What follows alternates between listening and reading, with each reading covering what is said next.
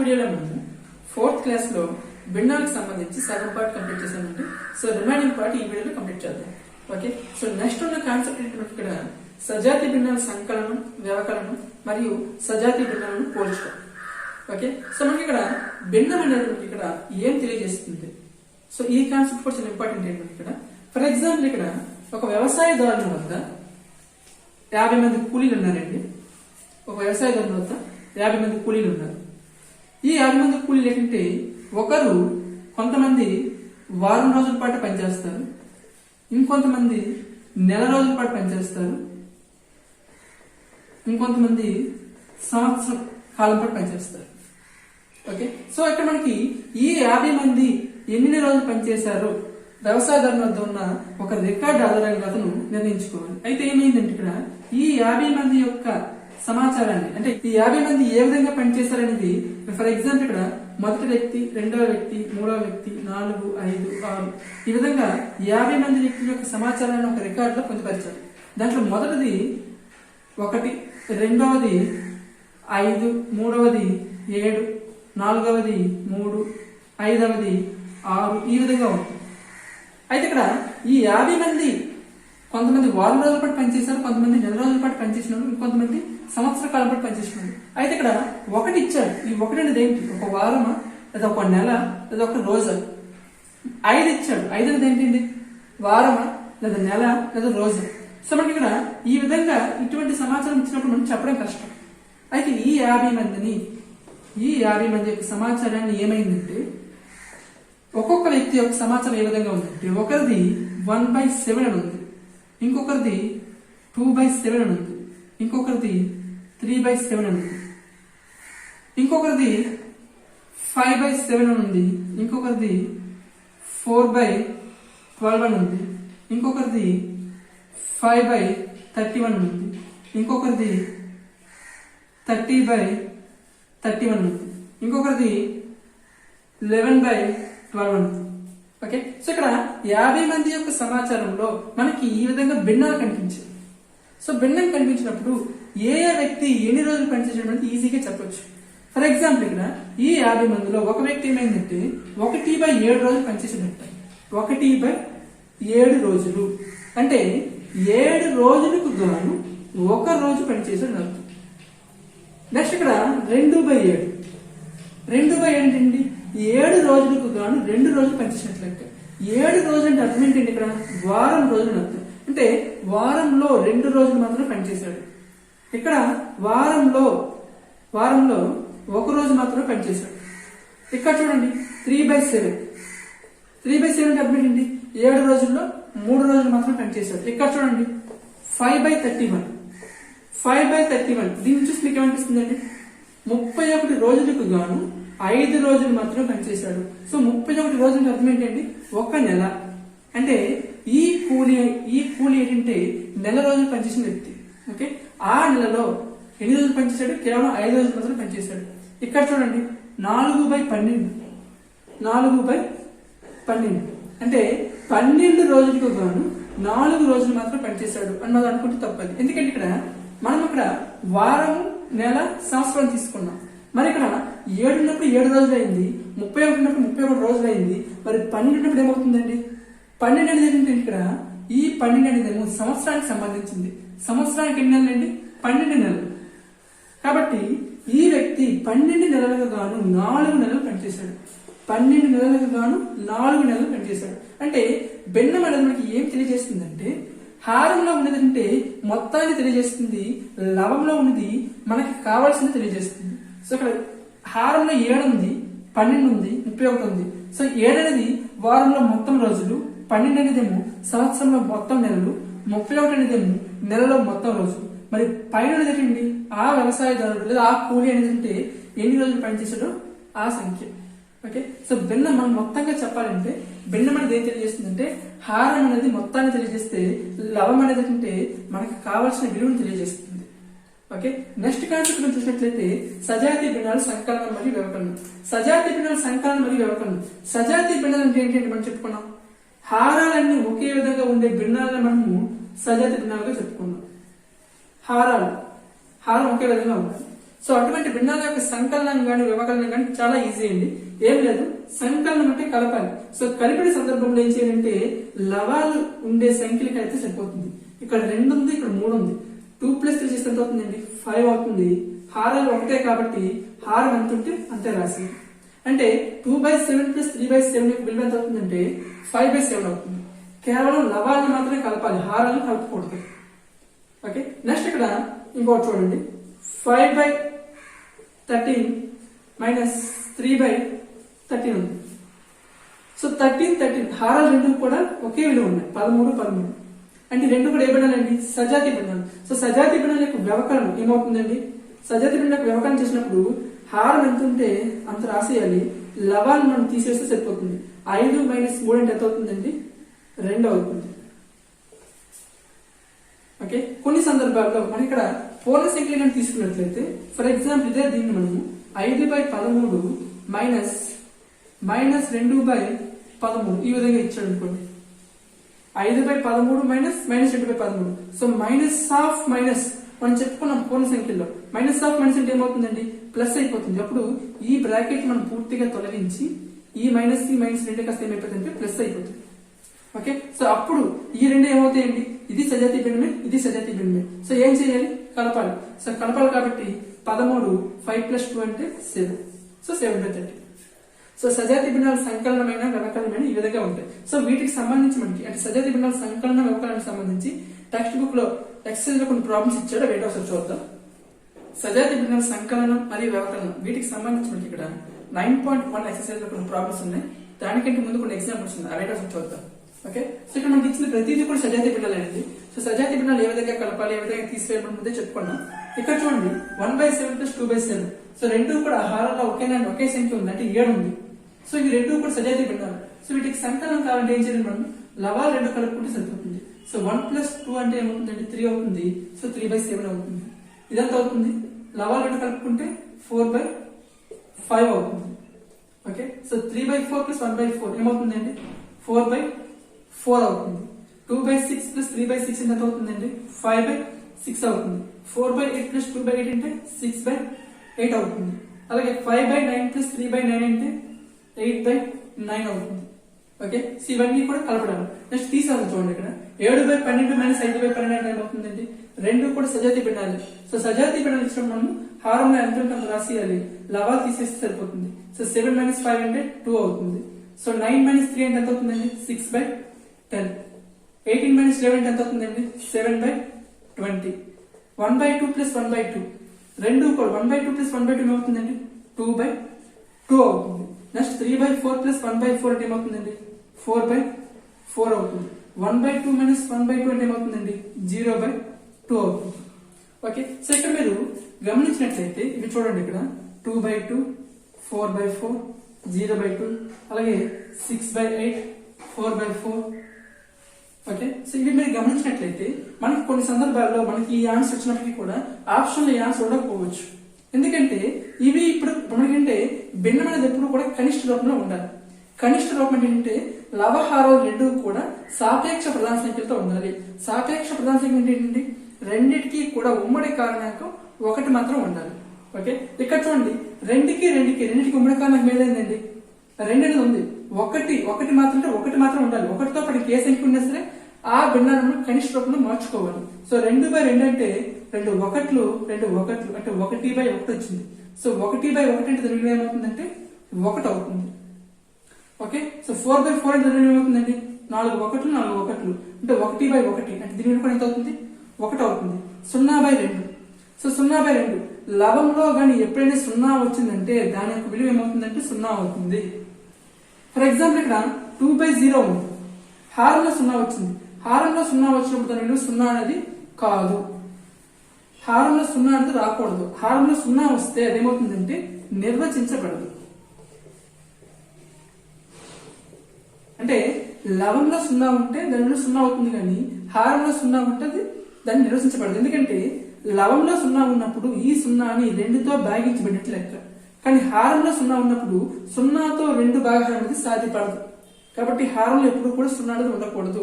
0 కాకుండా ఎంత ఉన్నా సరే దాన్ని భిన్నంగా మనం తీసుకోవచ్చు, కానీ 0 ఉంటే మాత్రం దాన్ని మనం భిన్నంగా తీసుకోకూడదు. ఓకే, ఇది నెక్స్ట్ ఇక్కడ 6/8 చూడండి. 6/8 రెండు కూడా 6, 8 రెండింటికి 1 ఉమ్మడి కారణాంశమే. వాటితో పాటు 2 కూడా ఉమ్మడి కారణాంశమే కదా. 2 3 6, 2 4 8 అంటే 3/8. సరే 3/4 అంటే ఒక భిన్నం యొక్క కనిష్ట రూపంగా మార్చినప్పుడు ఖచ్చితంగా రెండు సంఖ్యలు కూడా ఏ సంఖ్యలు అవ్వాలంటే సాపేక్ష ప్రధాన సంఖ్యలు అవ్వాలి. సాపేక్ష ప్రధాన సంఖ్యలకు ఎప్పుడు కూడా ఉమ్మడి కారణాంకం 1 మాత్రమే అయి ఉంటుంది. ఓకే, ఫర్ ఎగ్జాంపుల్ ఇక్కడ 8/15 రెండు కూడా ప్రధాన సంఖ్యలు కాదు, సాపేక్ష ప్రధాన సంఖ్యలు. 8కి 15కి ఉమ్మడి కారణాంకం 1 మాత్రమే, ఇంకే సంఖ్య కూడా అవ్వదు. 8 ప్రధాన సంఖ్య కాదు, 15 ప్రధాన సంఖ్య కాదు, కానీ 8/15 అనేది అంటే ఒక కనిష్ట భిన్న రూపం అవుతుంది. ఈ రెండు కూడా సాపేక్ష ప్రధాన సంఖ్యలు కాబట్టి. ఓకే, సో ఇది మనకి ఇక్కడ. ఓకే, ఇవి మనకి ఎగ్జాంపుల్స్. నెక్స్ట్ 9.1 ఎక్సర్సైజ్ చూసినట్లయితే 1/2 + 1/2 వాల్యూ ఎంత ఇచ్చినట్టే 1 ఇచ్చాడు. నెక్స్ట్ 1/3 + 1/3 + 1/3 కూడా ఏమవుతుందంటే 1 అవుతుంది. నెక్స్ట్ 1/4 + 1/4 + 1/4 + 1/4 ఏమవుతుందండి 1 అవుతుంది. ఇక్కడ మీరు గమనించినట్లయితే 2/2 లవంలోనే 2 ఉంది, హారంలో 2 ఉంది. అంటే లవహారాలు 2 కూడా సమానమైనప్పుడు మనకి దాని యొక్క విలువ ఏమవుతుందంటే 1 అవుతుంది. 4/4 లవహారాలు 2 సమానం కాబట్టి విలువ ఏమవుతుంది 1 అయింది. సేమ్ అదే విధంగా లవహారాలు 2 ఒకే విధంగా వచ్చే భిన్నాలు ఏమైనా సజాతి భిన్నాలు ఏమైనా ఉన్నట్లయితే అటువంటి భిన్నాల యొక్క విలువ ఏమవుతుందంటే 1 అవుతుంది. ఫర్ ఎగ్జాంపుల్ 1/2 + 1/2 ఏమవుతుందండి 2/2 అవుతుంది. సో 2/2 విలువ ఏమవుతుంది 1 అవుతుంది. 1/3 + 1/3 + 1/3 ఇవన్నీ ఇప్పుడు ఏ భిన్నాలండి సజాతి భిన్నాలు. సో వీటి యొక్క మొత్తం ఏమవుతుంది 3/3 అవుతుంది. సో 3/3 కాబట్టి విలువ ఏమవుతుంది 1 అవుతుంది. 1/4 + 1/4 + 1/4 + 1/4. సో అన్ని సందర్భాల్లో ఇక్కడ హారాల 4 ఉంది, మరి లవాలు చూడండి 1 ఉన్నాయి. మరి వీటి యొక్క మొత్తం చూడండి, ఇవన్నీ కూడా సజాతి భిన్నాలే కదా. వీటి యొక్క మొత్తం ఏమవుతుందండి 4/4 అవుతుంది. నెక్స్ట్ చెప్పండి 1/5 + 1/5 + 1/5 + 1/5 + 1/5. ఓకే, సో దీని యొక్క విలువ ఏమవుతుందండి ఎన్నిసార్లు వచ్చిందండి 5 టైమ్స్ వచ్చింది. 5 టైమ్స్ కాబట్టి 5/5 అవుతుంది విలువ, అంటే 1 అవుతుంది. ఫర్ ఎగ్జాంపుల్ ఒక ఎగ్జాంపుల్ పాయింట్ ఈ విధంగా అడగవచ్చు.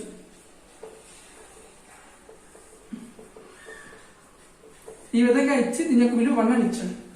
ఓకే, సో ఈ విధంగా ఇచ్చి దీని యొక్క విలువ 1 ఇచ్చినప్పుడు ఈ సర్కిల్లో చూపించదగ్గ విలువ ఇచ్చి ఆప్షన్ లో 1/2 ఆప్షన్ 1 1/2 ఆప్షన్ 2 1/3 ఆప్షన్ 3 1/4 ఆప్షన్ 4 1/5 అని ఇచ్చాడు. సో 1/5 ఇచ్చినప్పుడు ప్రతి ఆప్షన్ ని మనము దీంట్లో ప్రతిక్షేపం చేయాల్సిన అవసరం లేదు.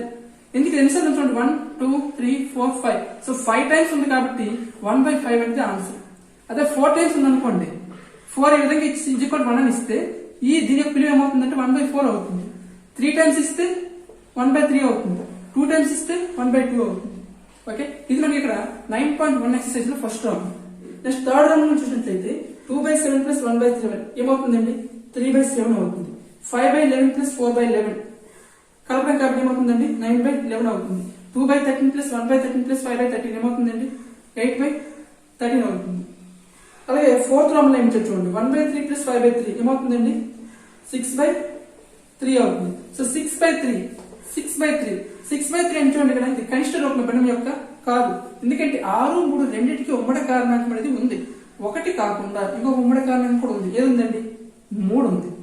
3 1లు 3 2 అంటే 2/1. హారంలో ఎప్పుడైనా 1 వచ్చిందంటే లవంలో ఏ సంఖ్య ఉంటుందో అదే దాని యొక్క ఆన్సర్. సో 2 అంటే 6/3 యొక్క విలువ ఏమవుతుందంటే 2 అవుతుంది. ఓకే, నెక్స్ట్ 4/5 - 1/5 ఏమవుతుందండి 3/5 అవుతుంది. ఓకే, నెక్స్ట్ ఫిఫ్త్ రౌండ్ నుంచి చూసినట్లయితే 7/12 - 5/12. కొంతమంది 7/12 ఈ విధంగా రాస్తాం, కొంతమంది 7/12 ఈ విధంగా రాస్తారు. బై అనేది ఈ విధంగా రాయొచ్చు లేదా ఈ విధంగా రాయొచ్చు, ప్రాబ్లం లేదు. ఓకే, సో 7/12 - 5/12 ఏమవుతుందండి 2/12 అవుతుంది. సో 2/12 అంటే 2 1s 2 6s ఏమొస్తుందండి 1/6 వస్తుంది. ఓకే, నెక్స్ట్ 5/9 - 1/9 ఏమవుతుందండి 4/9 అవుతుంది. అలాగే 8/19 - 7/19 ఏమవుతుందండి 1/19 అవుతుంది. ఇవన్నీ ఈజీ కాబట్టి నేను స్పీడ్ గా చెప్తానండి. కష్టమైన టాపిక్ వచ్చినప్పుడు నెమ్మదిగా చెప్తాను. సో ఇవన్నీ మీకు ఈజీగా అర్థమవుతాయి. సో నెక్స్ట్ కాన్సెప్ట్ చూద్దాం. దీంట్లో నెక్స్ట్ కాన్సెప్ట్ ఇక్కడ సజాతి భిన్నాలను పోల్చడం. సో పోల్చినప్పుడు ఏంటి కూడా ముఖ్యంగా 3 రకాల సింబల్స్ మనం యూజ్ చేస్తాం.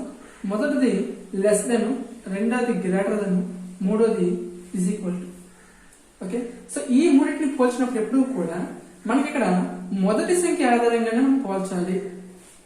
ఫర్ ఎగ్జాంపుల్ ఇక్కడ 5, 7 తీసుకున్నాం. సో ఈ రెండింటిని పోల్చినప్పుడు మనకి ఇక్కడ లెస్ దెన్ అనేది వస్తుంది. ఈ మొదటి సంఖ్య కంటే ఈ మొదటి సంఖ్య అనేదేమో రెండవ సంఖ్య కంటే ఏ విధంగా ఉందండి, తక్కువగా ఉంది. 5 అనేది 7 కంటే తక్కువ. సో లెస్ దెన్ అంటే తక్కువ అనే సందర్భంలో వాడతాము. గ్రేటర్ దెన్ అనేదేమో ఎక్కువ అనే సందర్భంలో వాడతాం. గుర్తుపెట్టుకోండి, ఈ రెండు కూడా మనకి ఎప్పుడూ కూడా పెద్ద సంఖ్య వైపే ఉంటాయి. లెస్ దెన్ అవని గ్రేటర్ దెన్ అవని ఎప్పుడు కూడా పెద్ద సంఖ్య వైపే ఉంటాయి. కానీ పోల్చినప్పుడు ఎప్పుడూ కూడా మనం మొదటి సంఖ్య ఆధారంగా పోల్చాలి. ఓకే, 5 అనే సంఖ్య 7 కంటే ఏంటండి లెస్ దెన్ ఏంటి తక్కువ. అంటే 5 అనే సంఖ్య 7 అనే సంఖ్య కంటే తక్కువ. ఫర్ ఎగ్జాంపుల్ ఇక్కడ 30, 25 ఇచ్చాడు. ఇప్పుడు ఏమొస్తుందండి, గ్రేటర్ దెన్ వస్తుంది. సో మొదటి సంఖ్య ఆధారంగా మనం పోల్చాలి. 30 అనేది 25 కంటే ఎక్కువ, 5 అనేది 7 కంటే తక్కువ. ఓకే, సో ఆ సందర్భంలో ఇక్కడ లెస్ దెన్ గ్రేటర్ అనేది యూజ్ చేస్తాం. ఓకే, అయితే మనకి భిన్నాలకు వచ్చేసరికి ఇక్కడ 7/5 అలాగే 3/5 ఈ రెండింటిలో ఈ రెండు కూడా ఏ భిన్నాలు అండి, సజాతి భిన్నాలు. సో ఈ రెండింటిలో పెద్ద భిన్నం ఏది, చిన్న భిన్నం ఏది? పెద్ద భిన్నం ఏది 7/5, చిన్న భిన్నం 3/5. అయితే మనకి ఇక్కడ లాస్ట్ వీడియోలో మనము భిన్నాలను పోల్చినప్పుడు యూనిట్ భిన్నాలు తీసుకున్నాం. 1/2, 1/3 అలాగే 1/4, 1/5, 1/6 ఈ విధంగా యూనిట్ భిన్నాలు తీసుకున్నాం. సో యూనిట్ భిన్నాలు అంటే ఏంటంటే లవాల్లో ఒకటి ఉంటే అటువంటి భిన్నాలు మనం యూనిట్ భిన్నాలు చెప్తాం. ఓకే, సో ఈ యూనిట్ భిన్నాల్లో ఏ భిన్నం పెద్దదండి, 1/2, 1/6. యూనిట్ భిన్నాల్లో ఎప్పుడూ కూడా హారంలో చిన్న సంఖ్య ఏదైతే ఉంటుందో ఆ భిన్నము పెద్ద భిన్నం అవుతుంది. ఏదైతే చిన్నది ఉంటుందో ఏదైతే పెద్ద ఉంటుందో అది చిన్నదవుతుంది. అంటే 1/2, 1/6 ఈ రెండింటిని పోల్చినప్పుడు ఈ రెండింటిలో 1/2 అనేది పెద్దది, 1/6 అనేది చిన్నది. ఎప్పుడు యూనిట్ భిన్నాలు అయినప్పుడు మాత్రమే. ఓకే, అయితే యూనిట్ భిన్నాలు కాకుండా సజాతి భిన్నాలు కానీ తీసుకున్నప్పుడు సజాతి భిన్నాలు చూడండి, హారాలు రెండు ఒకే విధంగా ఉంటాయి. హారాలు రెండు ఒకే విధంగా ఉంటాయి కాబట్టి లవాల్లో ఏ సంఖ్య పెద్దదైతే ఉంటుందో ఆ భిన్నం అనేది పెద్ద భిన్నం అవుతుంది. ఏదైతే చిన్నది ఉంటుందో ఆ భిన్నం అనేది చిన్న భిన్నం అవుతుంది. అంటే 7/5, 3/5 రెండింటిలో పెద్ద భిన్నం 7/5, చిన్న భిన్నం 3/5. ఫర్ ఎగ్జాంపుల్ ఇక్కడ ఒక ఎగ్జాంపుల్ చూద్దాం. ఒక యాపిల్ ఉంది. యాపిల్ నేను 8 భాగాలు చేశాను. ఓకే, సో 8 భాగాలు చేసినప్పుడు ఈ 8 భాగాలని ముగ్గురు పంచుకున్నారు. ఏ విధంగా పంచుకున్నారంటే ఒకడికి 1/8 వచ్చింది, ఇంకొకడికి 2/8 వచ్చింది, ఇంకొకడికి 5/8 వచ్చింది. అంటే ఒక యాపిల్ 8 సమాన భాగాలు చేసినప్పుడు ఒకటికి ఎంత వచ్చింది, 1/8. అంటే ఈ 8 భాగాల్లో కేవలం ఒక భాగం మాత్రమే మనకు వచ్చింది. ఓకే, రెండవడికి ఎంత వచ్చిందండి, 2/8. అంటే వీటికి వచ్చేయండి 2 భాగాలు వచ్చాయి. అంటే ఈ ఒక భాగంతో పోల్చినట్లయితే ఈ 2 భాగాలు ఏ విధంగా ఉన్నాయండి, పెద్దగా ఉంది. ఈ ఇంకొకటికి ఏమొచ్చింది, 5/8 వచ్చింది. అంటే 5/8 ఈ 5 భాగాలు. అంటే ఈ 5/8 అనేది ఈ 2 భాగాలతో పోలిస్తే ఇంకా పెద్దది, అంతే కదా. అంటే ఈ ఒక భాగంతో పోల్చుకుంటే ఈ 2 భాగాలు పెద్దవి, ఈ 2 భాగాలతో పోల్చుకుంటే ఈ 5 భాగాలు పెద్దవి. అంటే 1/8 ఎక్కువ, 2/8 ఎక్కువ, 5/8 ఎక్కువ, 5/8 ఎక్కువ. ఈ 3 కూడా ఏ భిన్నాలండి, 1/8, 2/8, 5/8. అన్నింటి హారాల్లో కూడా 8 ఉంది. అంటే అన్ని కూడా సజాతి భిన్నాలే. సజాతి భిన్నాల్లో లవంలో ఏది ఎక్కువ ఉంటే అదే పెద్ద భిన్నం, ఏది తక్కువ ఉంటే అదే చిన్న భిన్నం. సో దీనికి సంబంధించి ఇక్కడ 9.2 ఎక్సర్సైజ్ ఉంది, అదంటే అసలు చూద్దాం. Next 9.2 exercise. సో 9.2 ఎక్సర్సైజ్ లో ఇక్కడ సజాతి భిన్నాలను పోల్చడానికి సంబంధించి లెస్ దెన్, గ్రేటర్ దెన్ మరియు 6 క్రమం ఇచ్చాడు ఇక్కడ. ఓకే, సో దీన్ని మనకు మొదటి క్రమం చూడండి. ఇక్కడ కొన్ని సజాతి భిన్నాలు ఇచ్చాడు, వీటిని లెస్ దెన్, గ్రేటర్ దెన్ ఇచ్చేయమన్నాడు. సో 2/8 అలాగే 4/8. సో దీనికి ఏమొస్తుందండి, లెస్ దెన్ వస్తుంది. 3/10 ప్లస్ 8/10 ఏమొస్తుందండి, లెస్ దెన్ వస్తుంది. 5/7 ప్లస్ 6/7 ఏమొస్తుందండి, లెస్ దెన్ వస్తుంది. 23/25 ప్లస్ 23/25, 21/25 ఏమొస్తుందండి, గ్రేటర్ దెన్ వస్తుంది. ఎప్పుడైనా సరే వీటి యొక్క పోలిక అనేది ఎప్పుడు కూడా మొదటి సంఖ్య ఆధారంగా నిర్ణయించాలి.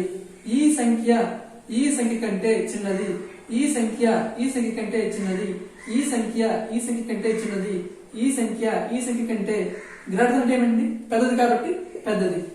ఓకే, సో ఇది మనకు మొదటి రౌండ్. సెకండ్ రౌండ్ చూడండి, కొన్ని సజాతీయ భిన్నాలు ఇచ్చాడు. వీటిలో ఇక్కడ చిన్న భిన్నానికి రౌండ్ చేయమన్నాడు. 7/8, 3/8, 1/8, 5/8, 8/8. సో ఇవన్నీ కూడా హారాలు ఒకే నెంబర్ ఉంది కాబట్టి ఇవన్నీ కూడా సజాతీయ భిన్నాలే. సజాతీయ భిన్నాల్లో ఏది చిన్నదవుతుంది?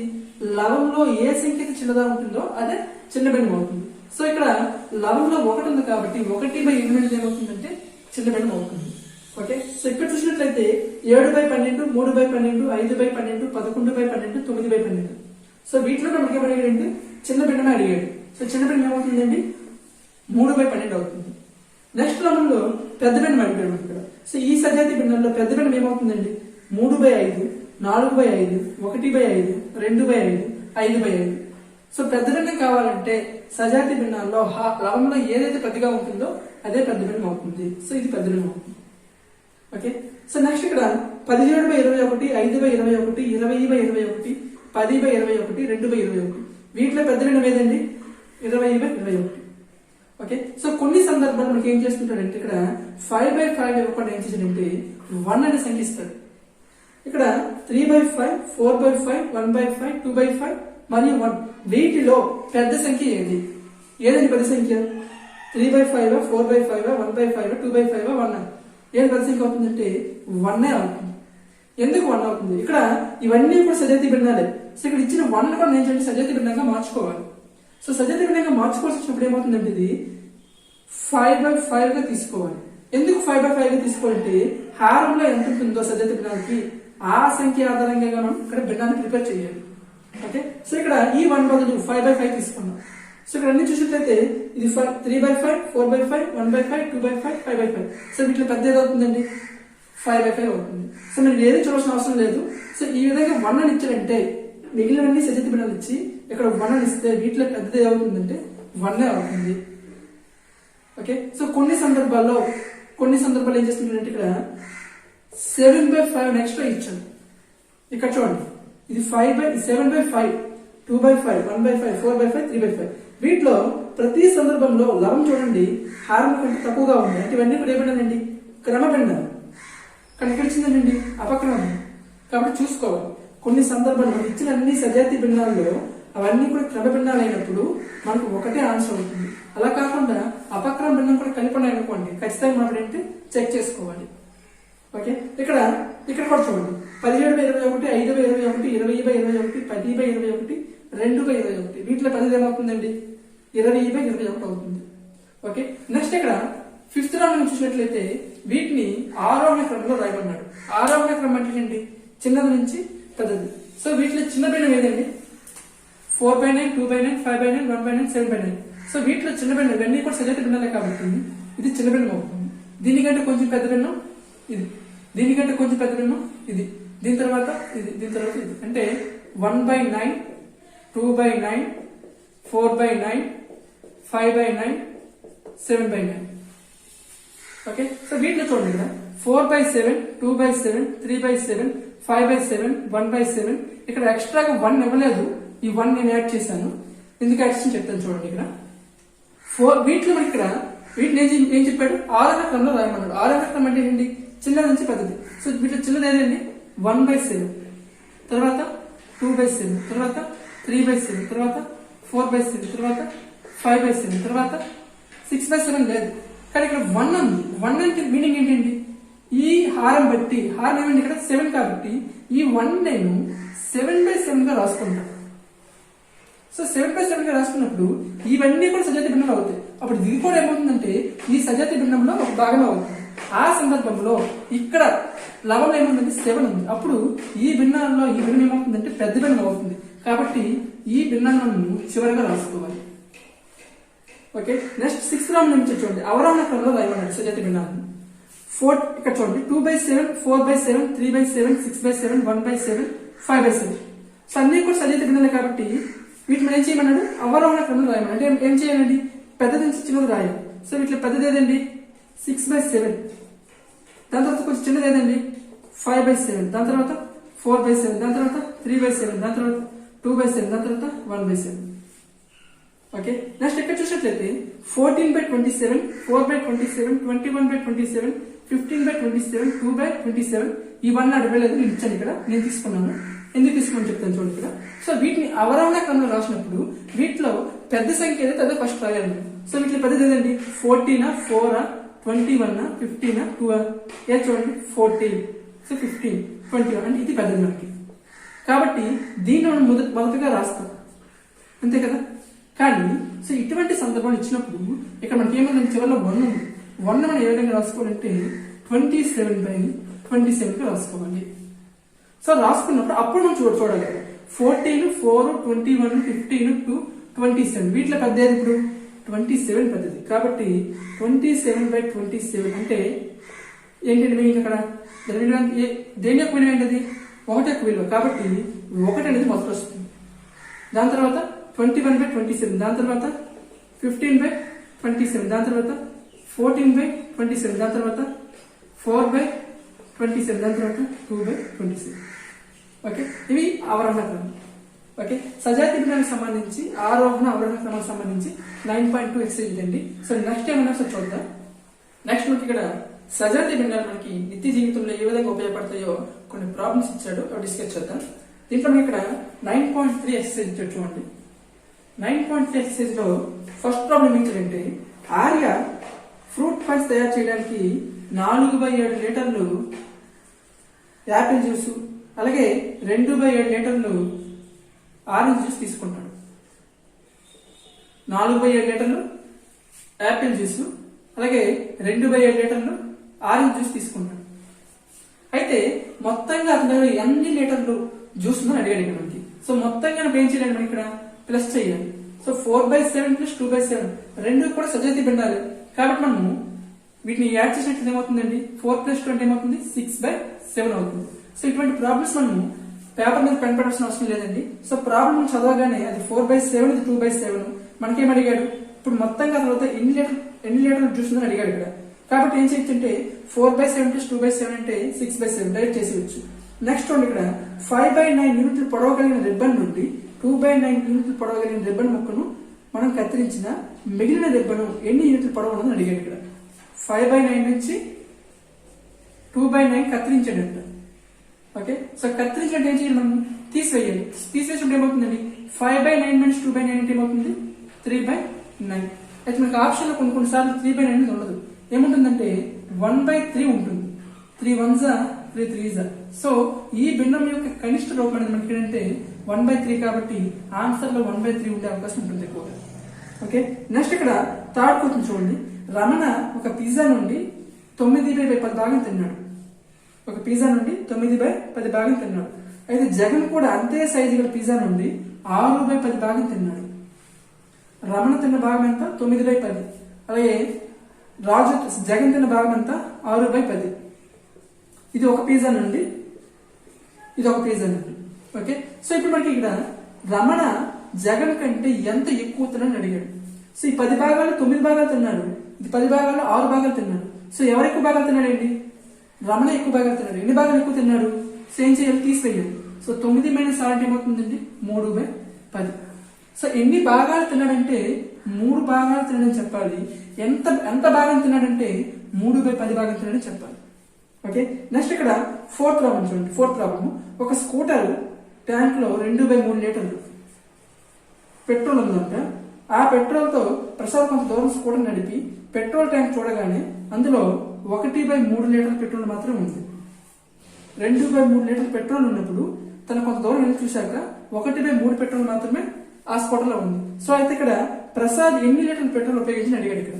సో 2/3 లీటర్లు ఉండేది కాస్త 1/3 లీటర్ అయిందంటే ఏమైందండి?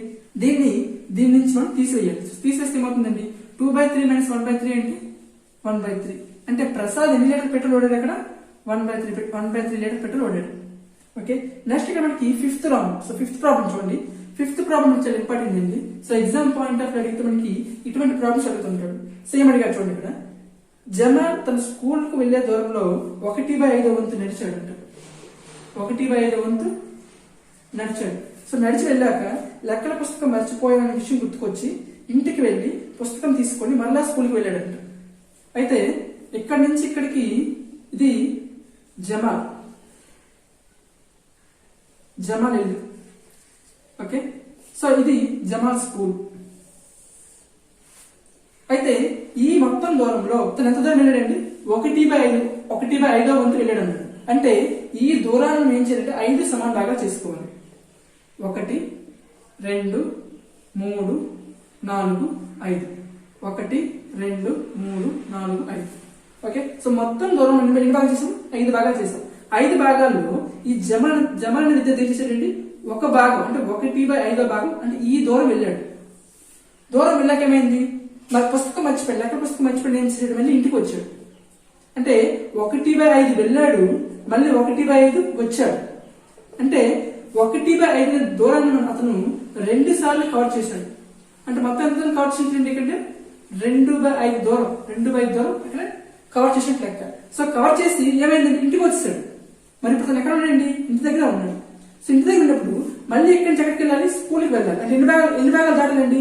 1 భాగం 2 భాగం 3 4 5 అంటే 5 భాగాలు దాటాలి. అంటే 5/5. ముందు ఆల్రెడీ కొంత దూరం ఉన్నాడు కదా, 2/5. ఇప్పుడు ఎంత దూరం ఉన్నాడండి? 5/5. సో టోటల్ ఎంత అవుతుందండి? 7/5 అవుతుంది. సో మనకు క్వశ్చన్ అడిగాడు ఇక్కడ జమాలు. అయితే అతను ఎంత ఎక్కువ దూరం నడిచాడు అడిగాడు. ఎంత ఎక్కువ దూరం నడిచాడు? సో జనరల్ గా అతను నడాల్సిన దూరం ఎంత అండి? 5/5 అంటే ఈ దూరం నడాలి. ఓకే, అయితే అతను ఇంకా ఎక్కువ దూరం నడిచాడు కదా. ఎంత నడిచాడండి? 7/5 దూరం నడిచాడు. అంటే ఎంత ఎక్కువ నడిచినట్లు లెక్క? 2/5 దూరం నడిచినట్లు లెక్క. ఓకే, సో ఇంకోసారి ఎక్స్ప్లెయిన్ చేస్తాను చూడండి. ఇక్కడ జమాల్ అనే విద్యార్థి ఉన్నాడు. అతను తన ఇంటి నుంచి స్కూల్కి వెళ్తున్నాడు. సో స్కూల్కి వెళ్తున్నప్పుడు ఏమైందంటే అతను 1/5 దూరం వెళ్ళాక 1/5 దూరం వెళ్ళాక తన లెక్కల పుస్తకం మర్చిపోయాడనేసి తిరిగి ఇంటికి వచ్చాడు. అంటే ఇది ఇంటి దగ్గర, ఇది స్కూల్. సో ఇంటి దగ్గర నుంచి స్కూల్ కి ఎంత దూరం వెళ్ళాడండి? 1/5 దూరం వెళ్ళాడు. సో 1/5వ వంతు అన్నాడు కాబట్టి హారంలో 5 ఉంది కాబట్టి ఈ దూరాన్ని మనం 5 సమాన భాగాలు చేసుకోవాలి. 1 2 3 4 5. ఓకే, సో ఈ 5 సమాన భాగాల్లో